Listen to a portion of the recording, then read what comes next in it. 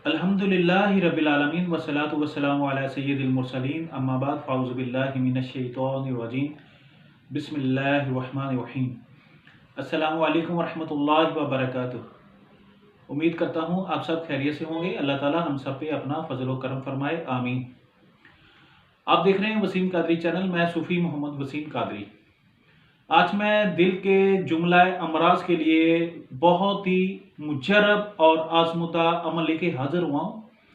जिनको दिल के बहुत ज़्यादा मसले हैं, हार्ट अटैक का मसला है और दिल के वाल बंद है, दिल का बढ़ जाना है या दिल का छोटा हो जाना है, यानी दिल के साइज़ का बढ़ जाना या छोटा हो जाना, एंजाइना हो जाना और ब्लड क्लॉट हो जाना, दिल के अंदर, दिमाग के अंदर ब्लड क्लॉट हो जाता है।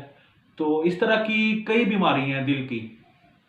तो इंशाल्लाह ये जो मैं अभी आपको अमल बताऊंगा, इससे ये जितने भी मैंने आपको बीमारियां बताई हैं, जितने भी टाइप्स ऑफ हार्ट डिजीज़ बताई हैं आपको, इंशाल्लाह इससे ये ख़त्म हो जाएंगी।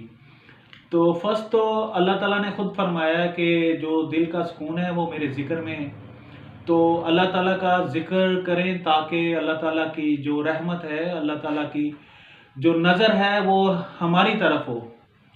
तो नबी करीम सल्लल्लाहु अलैहि वसल्लम पे दरूद व सलाम पढ़ें ताकि अल्लाह ताला की रज़ा शामिल हाल हो और अपने आप को सीधे रास्ते पे रखें और नमाज पढ़ें, दरूद व सलाम पढ़ें, तस्बीहात करें, इस्तग़फ़ार पढ़ें ताकि हमारे जो गुनाह हैं वो माफ़ हो जाएं और जो बीमारी है वो ख़त्म हो जाए। और सदका खैरात करें क्योंकि सदका उम्र को बढ़ाता है और जो बीमारी है उसको ख़त्म करता है।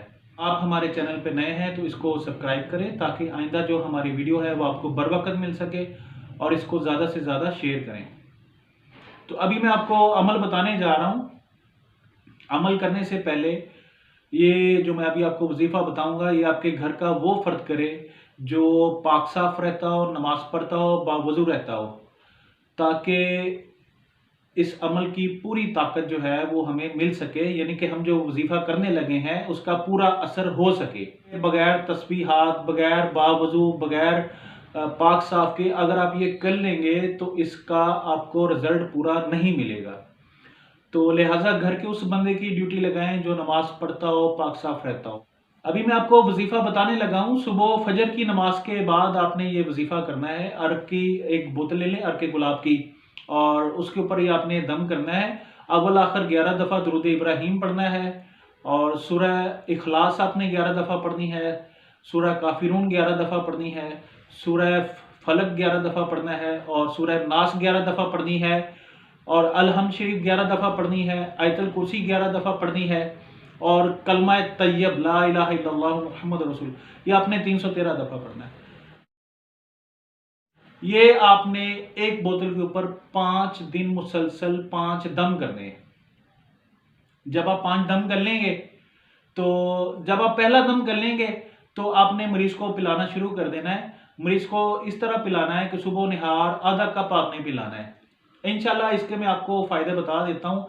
अगर हार्ट अटैक का मसला है, इंशाल्लाह हार्ट अटैक तक गई हुई बात इंशाल्लाह ख़त्म हो जाएगी। और अगर दिल का वाल बंद है और इंशाल्लाह इससे वाल भी खुल जाएंगे। अगर दिल बढ़ रहा हुआ है या छोटा है साइज़ में, इंशाल्लाह वो भी सही हो जाएगा। और अगर एंजाइना का मसला है, इंशाल्लाह वो भी ख़त्म हो जाएगा।